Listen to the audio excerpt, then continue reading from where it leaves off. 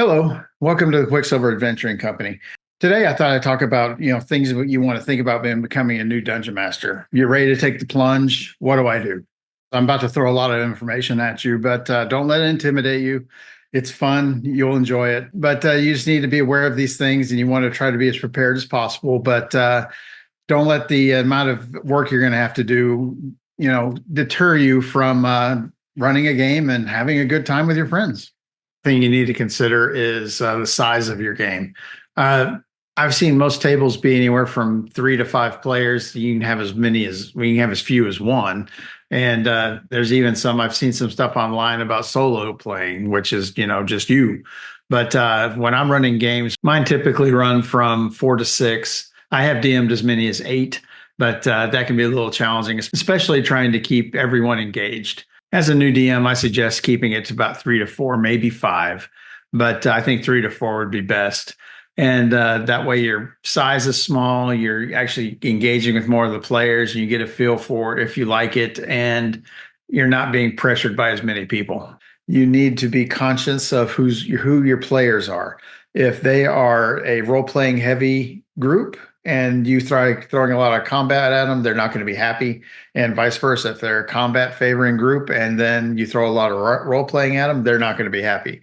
And then if you have a mix of players that like each, they may not be happy with each other. So you need to get a feel for who you've invited to your game and help that determine what kind of game you're going to run. Maybe it's just a few sessions. Maybe it's a one shot you can probably pull off in a day.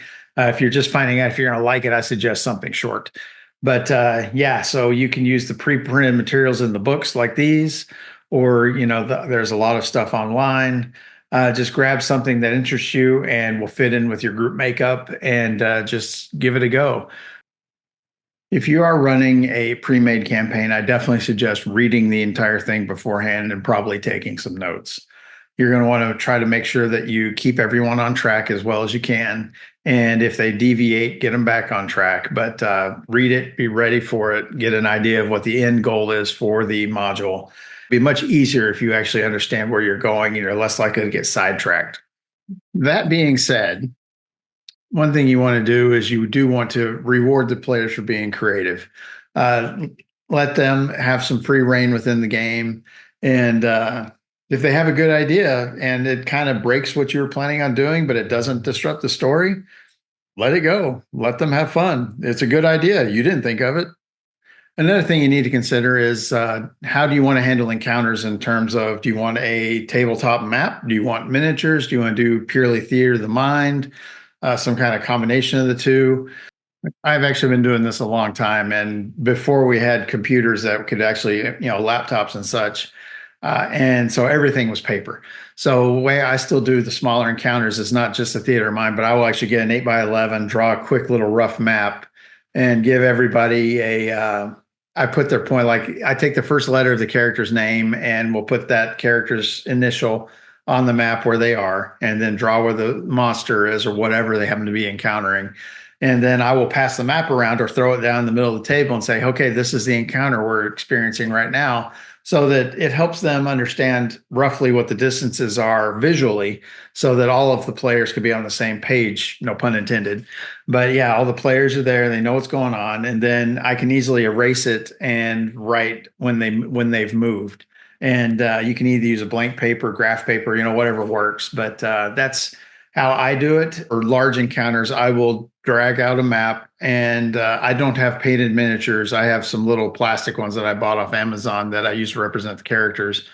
And we will do large encounters that way, so to help keep control and keep distances in everybody's head more accurately than theater of the mind. But you can definitely do larger encounters like that as theater of the mind. But for smaller encounters, I typically just stick to theater of the mind, which the pro to that is it tends to be a little quicker, and you don't have to drag out a map. You don't have to have the tabletop room for it, but there's a big downside, whereas each player has a different mental visual of what's going on. And I have found that sometimes distances can get confusing. Cover can be a little confusing. So if it's a larger encounter, I like to drag out a map. You can get cheap ones on Amazon again. And it doesn't have to be anything fancy with like model mountains or anything, but even a small grid map with just squares can help players really understand distances. And then you can get one with like you can dry erase right what the terrain looks like on it so that players know what's going on. But you need to be aware of that and consider how you're going to run your game. Another question you may have is what do you need? What do you need to be able to run a game? Well, realistically, not a lot. You can actually do it like me personally. I've been playing a while, so I don't necessarily need most of the supplements, but like I have a DM screen and I use a laptop, but I also have a lot of paper and pencil because I do like to write a lot of things down. And so then I actually use the players and monster manuals a lot more, like not just the basic monster manual, there's the monsters of the multiverse and such. And then I like a lot of the Kobold Press stuff that I have right up here. And so, no, I like to surprise my old hat players with new creatures that they're not expecting and they don't already know how to handle. So that's why I go to a lot of these a lot. But yeah, I find that most of my encounters nowadays are out of alternate sources or just homebrew material that I find online or something that I've created myself. And another thing I like to have is a list of names, just a big list of generic names so that if the players do go off script on me a little bit, I have some names set up for some NPCs they may run into. And then I will actually put notes next to it once they've picked one, like who this basically is, where they ran into them. Just a short sentence or two. That way, if they come back, I can reference that same person. Another thing that I like to have is just a quick little note sheet with the player's name, the character name, level, hit points, class, species, just the basics. There's actually zero need to do anything fancy with that piece of paper. You just need to take it, and what I do is I just put a little hook at the top. And now that I have the list of all of the characters here, I just hook this on top of my DM screen and just hangs there in front of me throughout the entire game. And I know who's here. And in case I'm playing with people that are new to me, it gives me a little notes here as to who they are and what characters they're running. So the DMG will have a lot of information in it, but realistically, to handle combat and interactions, you really just need the players and understand how skills and proficiencies work. One thing about the books is it's a basic generic setup, and then like costs of things, costs of a hammer, in rooms. It's going to be regional changes. Some towns will be more expensive than others. Some inns will be less expensive than others. It just depends on where you are and what you're running. So if it's not a pre-made, like let's say it's a long-standing campaign that maybe you've written, you may want to actually put notes as to how the currency works here and which towns are a little more expensive than the other, which are less. Just try to have that a little bit prepped for your game. I actually downplay the DMG. You don't have to know every rule. You just don't, and you're not going to. It's important to know that it's there, and as you're getting more experience, to know where to look to go find the rules that you need. But do not let not knowing everything stop you from playing, because guess what? You're going to make mistakes. It's going to happen. Just accept it. Acknowledge it so that your players know, and they probably, unless they're brand new, they probably are going to realize either then or later that, hey, you screwed up. So just own it and say, I'm going to correct myself moving forward, and this is how we're going to go. One thing that I cannot stress enough for new DMs is that you need to be ready for the fact that you're going to have a story, you're going to have a plot, you're going to have a goal, and your players are going to go that way instead of that way. I mean, it happens. You know exactly what you want to see happen, and your players are going to just decide to go a completely different direction. When it does happen, don't let it ruin your day, and definitely do not let it ruin your players' day. You need to be able to think and pivot on the fly, have some things set up like maybe a random encounter, something just ready to go, and then try to find a way for whatever they've chosen to do to try to weave it back to the story you're trying to tell. And if you're doing like a short campaign, that needs to be probably a quick pivot. But if it's a longer campaign, you may be okay with taking a diversion for a few days, few sessions, whatever works. But just don't let it hinder your play. Plus, don't get too caught up in the rules. If it's right for the story to bend the rules a little bit, do so. But one thing I like to do is if you bend the rules for one player and a similar circumstance comes up for another player, try to honor what you did for the previous. You want to try to be consistent. Even though you've taken what's in the books and you've modified it, you want to be consistent for your players so that they know that when something comes up, they know what to expect and it's treated equally amongst each player. Don't actually get caught up too much in the story itself, too, because while you do want to tell the story, think of it more like a choose your own adventure. And if the players end up at the end goal with the route that maybe wasn't originally in the module or is a slightly deviated variant of it, and they've thought of a creative way to get there that wasn't expected, great, great, have fun, go with it. But yeah, don't get stuck if they start to deviate. Don't think it's the end of the world, and just do your best to roll with it. Take good notes. You want to make sure that you know when the session ends, you want to know where you pick up next time where your characters were, because things happen. Like, let's say you do it weekly, and let's say you pick a Tuesday, and then the next Tuesday you're ready to go. You remember everything that's going on, but you've forgotten to take notes. You're good. And then something happens, life happens, and your players can't reconvene for 2 more weeks. Now you've got 3 weeks in between the game. And if you haven't taken any notes, your memory is probably not going to be as good as it was 2 weeks prior. So just write down some notes. I actually use OneNote, and then I also have some paper that I use for some of the notes as well, because if I'm in a hurry, I will grab a pencil and then write it down on the paper before I go to OneNote, because I can write it a little quicker. I can type pretty fast, but I don't want to delay the game and tell people, oh, hold on a second, I need to take a note and take a couple minutes typing while they're sitting there staring at me. So no, just take some little short notes with a pencil or whatever works best for you, and just be ready for the next session and then do a short recap. I actually like to keep the dice rolls as they land, and but then I will roll behind a screen. And actually, I have actually, for the purpose of the story, I have had people not hit when they've actually hit, or hit when they actually didn't, because it's the right thing for the story and the plot at that moment. And sometimes the circumstance just makes it funny if somebody fails at this moment. So I will throw that in and cause an NPC or a monster to fail something at a critical moment, just for the right thing to keep the story moving. And that's most important for your players. Also, when you're running, make sure you have the basic stat blocks for anything that your characters may run into. Just have it handy. You don't need the entire page out of the monster manual or whatever book or thing you're using.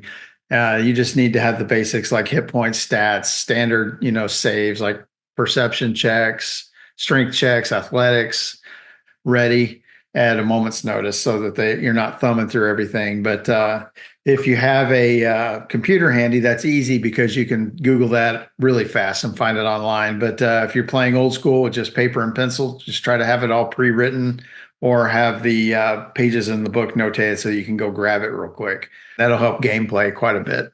Whether I'm running a pre-baked module or something I've created on my own, one thing that I also like to keep in mind is what things my players use, be it type of armor they have, what type of items they have a propensity to prefer to use, weapons, etc. So like if I'm in a pre-made and then you go to loot the treasure and there's a longsword and plate armor, and you're running around with a group of thieves and a cleric or something, you don't want your rogue going, okay, I've got plate. Great. What do I do with this? So you may want to tweak the treasures so there's something interesting for them beyond just putting it in a bag and going off and selling it. So be ready for that as well.